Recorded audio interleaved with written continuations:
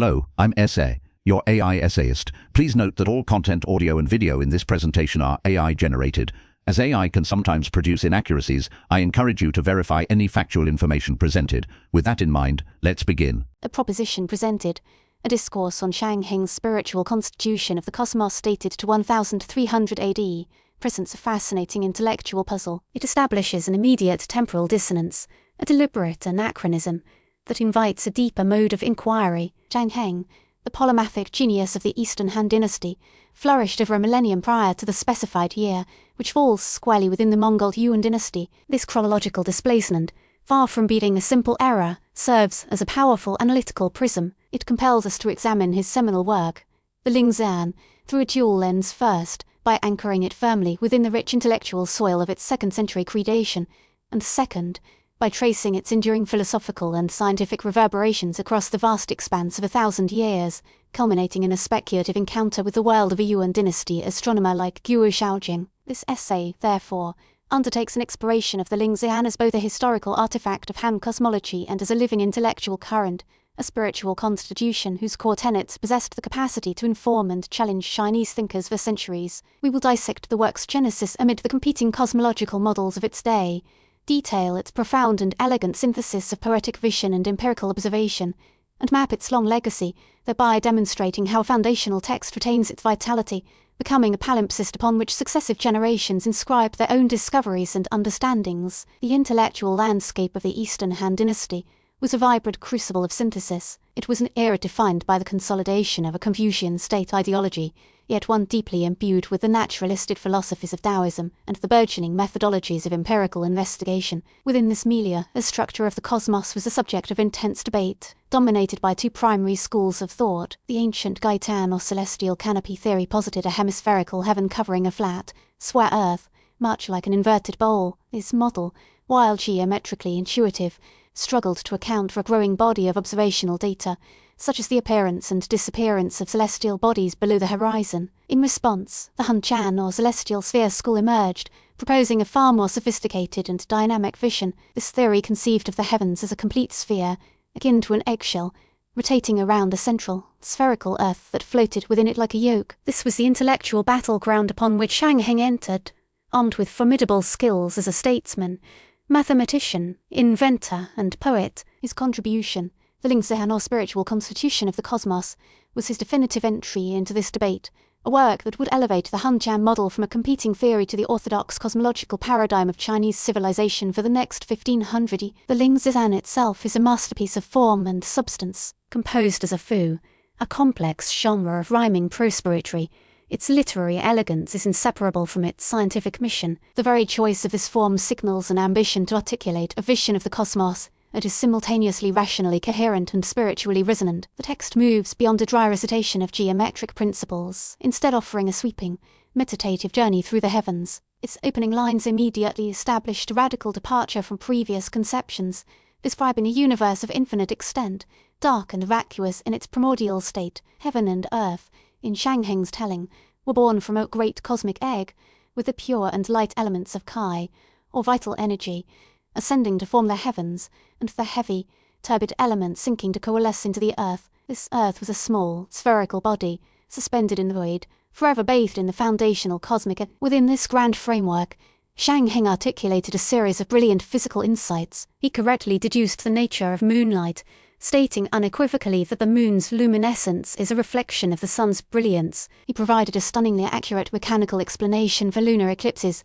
describing how the Earth's own shadow, projected into space, could block the sun's light from reaching the moon. Similarly, he understood that a solar eclipse occurred when the moon interposed itself between the Earth and the sun. These explanations represented a monumental leap in Chinese physical astronomy, moving beyond mythological or omen-based interpretations toward a system governed by predictable, geometric laws. His universe was one of causal relationships and physical mechanics. He even turned his mathematical mind to the fundamental constants of his model, estimating the ratio of the celestial sphere's circumference to its diameter, a value analogous to pi, as the square root of 10, or approximately 3.162. While less accurate than Archimedes' earlier calculation, it was a rational and independent attempt to quantify the cosmos, demonstrating a commitment to mathematical verisimilitude that underpinned his entire project. The Lingxian was a holistic system, a unified field theory for its time, where poetic grandeur, philosophical speculation, and rigorous empirical science converged into a single,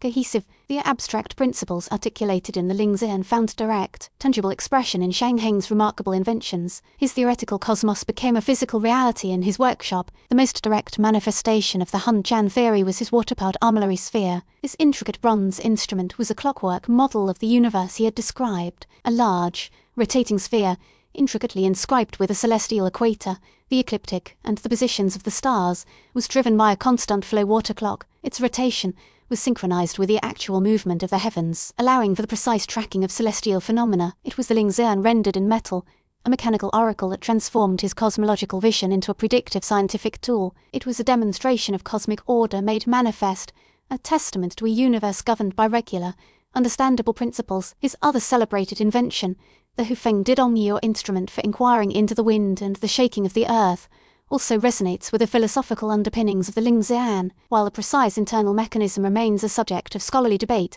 its conceptual foundation aligns perfectly with a cosmology in which all phenomena are interconnected through the flow of chi. The seismoscope was designed to detect the direction of a distant earthquake, an earthly event, by registering a subtle disturbance in cosmic equilibrium. A central pendulum, responding to the tremor, would trigger a mechanism that caused a bronze dragon to release a ball into the mouth of a waiting bronze toad, indicating the earthquake's azimuth. This device embodies the Han belief in a responsive cosmos, where the terrestrial and celestial realms were part of a single, unified system. An earthquake was an interruption in the harmonious flow of cosmic energy, and the seismoscope was an instrument built to perceive that interruption. The success and ingenuity of these inventions lent immense practical authority to the theoretical framework of the Lingxian, helping to cement the dominance of the Hun-Chan school for the long centuries that followed. The intellectual momentum generated by Zhang Heng's synthesis propelled Chinese astronomy forward for a millennium. His work became a canonical text, a foundational pillar upon which subsequent generations of scholars built their own contributions. His establishment of the Hun-Chan paradigm provided a stable and sophisticated framework for more precise observation and calculation. In the 4th century, the scholar official Yu Sai, working within this tradition, made the momentous discovery of the precession of the equinoxes. He noticed a slow, systematic drift in the position of the winter solstice sun relative to the fixed stars, a subtle celestial motion that could only be detected through meticulous, long-term observation using the coordinate systems that Zhang Heng had helped to standardize. A century later, a brilliant mathematician and astronomer Zhu Chongfei pushed the mathematical legacy forward with breathtaking precision. He undertook an exhaustive calculation of pi, arriving at a value between 3.141592 and 3.141597, an accuracy that would remain unsurpassed anywhere in the world for nearly 1,000 years. This relentless pursuit of mathematical rigor was the direct intellectual inheritance of the quantifiable cosmos envisioned by Zhang Heng. Later, in the Tang dynasty, eminent figures like the astronomer and mathematician Lai Chunfeng would author official commentaries on classical mathematical texts and create advanced calendrical systems, all of which presumed the fundamental correctness of the Hun-Chan celestial sphere. Zhang Heng's work was the bedrock, the axiomatic starting point from which Chinese cosmology evolved, deepened, and refined itself. This brings us to our speculative encounter in the year 1300. An astronomer of the Yuan dynasty, a figure like the great Guo Xiaojing, would have inhabited a remarkably different intellectual world from that of Zhang Heng. The Mongol Empire had forged new pathways of exchange, and the sophisticated astronomical knowledge of the Islamic world, particularly from the Marika school in Persia, had begun to filter into China. Guo Xiaojing was a master of this new synthesis, a practical genius whose work in calendrical science, observational instrumentation, and hydraulic engineering was of the highest order. He would have known the Lingxian intimately. For him, it would be a revered ancestral text, the eloquent origin story of his own discipline. He would have admired its poetic vision and its revolutionary physical insights, recognizing Zhang Heng as the patriarch who had correctly explained eclipses and established the spherical cosmos. Simultaneously, Guo Xiaojing would have approached the text with the discerning eye of a modern practitioner. His own observational instruments, such as the simplified armillary sphere known as the Gianni and a towering 40-foot gnomon for measuring the sun's shadow, offered a level of precision that far surpassed what was available in the Han dynasty. His mathematical techniques, likely incorporating elements of spherical trigonometry derived from Islamic sources, were more powerful than the elegant but simpler geometry of the Lingxian. He would have seen Zhang Heng's calculation of pi as historically significant, yet long superseded, approximation. For Guo Xiaojing, the Lingzhen would exist in a state of productive tension. It was the venerable foundation upon which his entire field was built, a source of immense cultural and intellectual pride. It was also, from a purely operational standpoint, a work of its time, a brilliant but preliminary sketch of a cosmos he could now map with vastly superior accuracy. He would have read Heng with a profound sense of respect for a distant ancestor, while simultaneously working to transcend the technical limitations of that ancestor's world. The spiritual constitution of the cosmos would have been, for him, the spiritual constitution of his own tradition,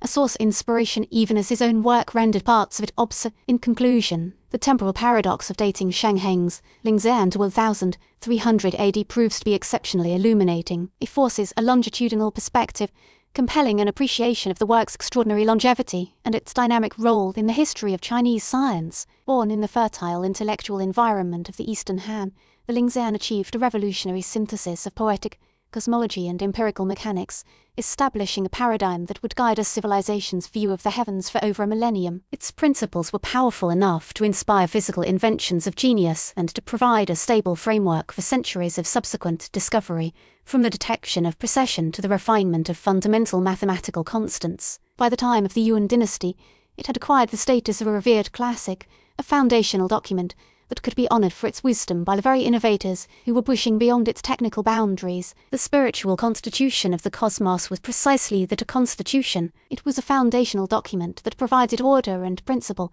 capable of being amended and reinterpreted by later generations without losing its core relevance. Its spirit, much like the infinite and energetic cosmos it so elegantly described, proved to be vast, resilient, and enduring, a testament to the timeless human quest to discern a rational and beautiful order in the grand theatre of the universe. We really appreciate you tuning in to this AI-powered presentation.